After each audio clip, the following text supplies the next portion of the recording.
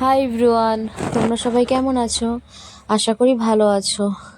কিন্তু আমি আজকে আর ভালো নেই, কারণ তোমরা অনেকেই জানো যে আমার আগে যে ইউটিউব চ্যানেলটা সেটা কী জানি কীভাবে ডিলিট হয়ে গেছে, বুঝতে পারছি না।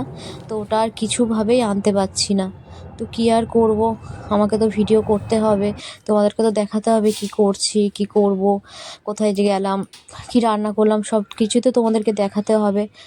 তো তোমাদের সাথে শেয়ার না করলে আমার এখন আর ভালো লাগে না। আগে তাও ভিডিও করতাম না, একটা ব্যাপার, এখন ভিডিও করতে করতে এমন একটা হয়ে গেছে, তো ভিডিও করতেই ইচ্ছা করে। তো আবার নতুন চ্যানেল খুললাম। তো দেখো, এই চ্যানেলে বানিয়ে নিচ্ছি, এটা হচ্ছে পটল শাক।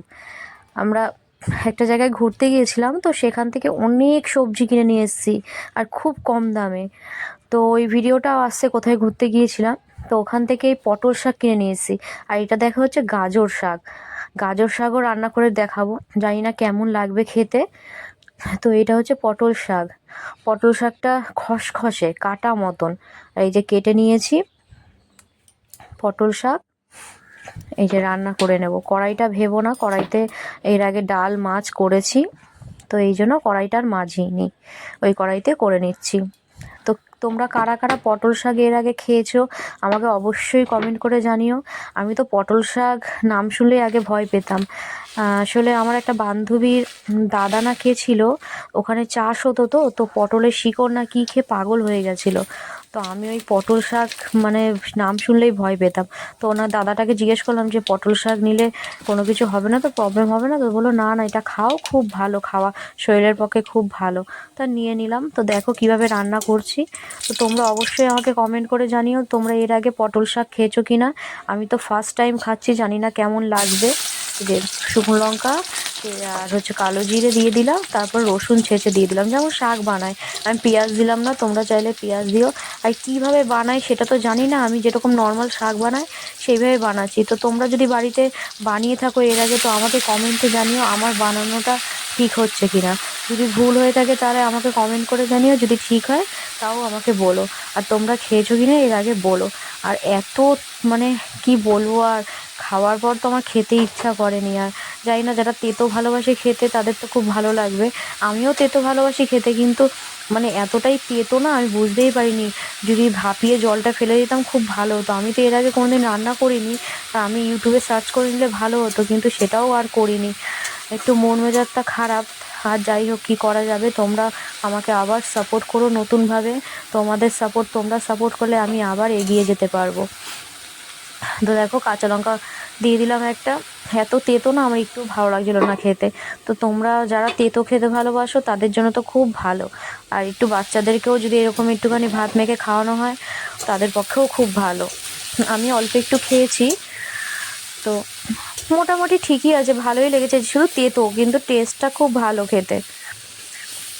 এই যে বানিয়ে নিচ্ছি। তো আবারও রান্নার ভিডিও, ঘোরার ভিডিও আবারও দেব, জানি না ভগবান সাথে আছে কিনা, থাকবে কিনা।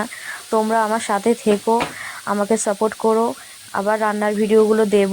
ভালো লাগলে লাইক শেয়ার কমেন্ট করে দিও, আর আমার চ্যানেলটাকে সাবস্ক্রাইব করে দিও অবশ্যই।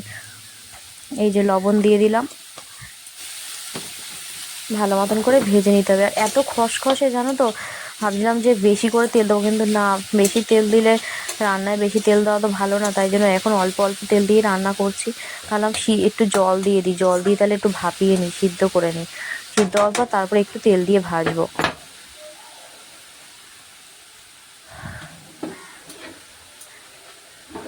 এই যে ভালো মতন করে ভাজা হচ্ছে। এই যে জল দিয়ে দেবো আমি। ভাবছি যে ভাজা হবে না ঠিকঠাক করে, মানে কেমন খসখসে না লাগে। আমি তো কোনোদিন করিনি এর আগে, ফার্স্ট টাইম করছি, তোমাদেরকে তো বললাম, ওই জন্য জল দিয়ে দিলাম একটু সেদ্ধ হওয়ার জন্য। এই দেখো,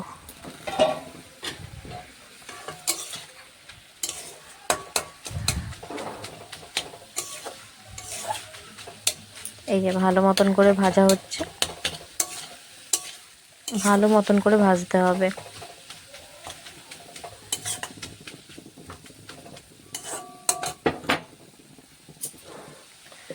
মানে এই শাকটা না অনেকটা ওই বলো না সজনে শাকের মতন, মানে সিদ্ধ করে নিতে হয়। আমি তো জানতাম না এখন এই একটু তেল দিয়ে দিলাম। আমি যদি জানতাম তাহলে আগের থেকে ভাপিয়ে নিতাম, তো আগে থেকে ভাপিয়ে নেওয়া হয়নি বলে জল দিয়ে আমি ভাপিয়ে নিলাম ওর মধ্যেই। আর যদি জল দিয়ে ভাপিয়ে নিয়ে জলটা ফেলে দিতাম তাহলে হয়তো তেঁতোটা কম লাগতো। আমি তো জানতামই না যে এই শাকটা তেঁতো, একটু মিষ্টি দিয়ে নিলাম। যদি জানতাম তেঁতো তাহলে আমি ভাপিয়েই নিতাম।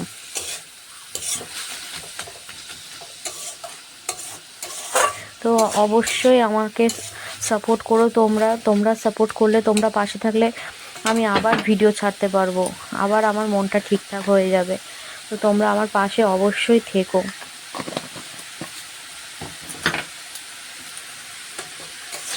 দেখো একটু হলুদ দিয়ে দিলাম, ভালো মতন করে ভেজে নিতে হবে। যেমন মূলো শাক ভাজা হয় তেমনভাবে ভেজে নিতে হবে।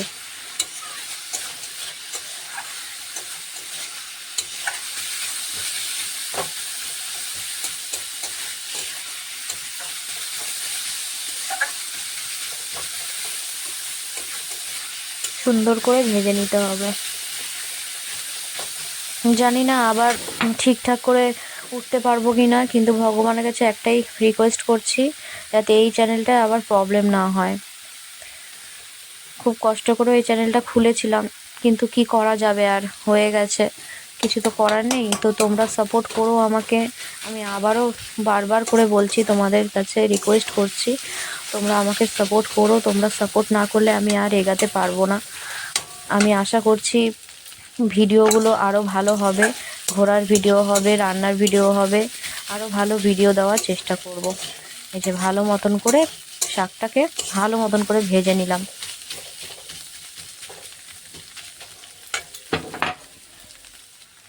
দেখো মূলো শাকের মতন পুরো কড়া কড়া করে ভেজে নিলাম।